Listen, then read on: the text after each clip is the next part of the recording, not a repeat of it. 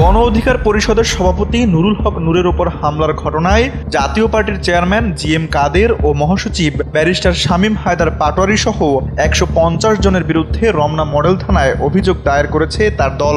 গত ২৯ August রমনার engineers institution মিলনায়তনের সামনে এ হামলার ঘটনা ঘটে। গণ অধিকার পরিষদ জানায় ২৯ আগস্ট একটি অনুষ্ঠানে যোগ দিতে গেলে সেনা ও পুলিশ সদস্যদের হামলায় সংগঠনের সভাপতি নুরুল হক নূর সহ প্রায় ৫০ জন নেতাকর্মী আহত হন। RICL TMX, যুগের পর যুগ স্থাপনা থাকে মজবুত।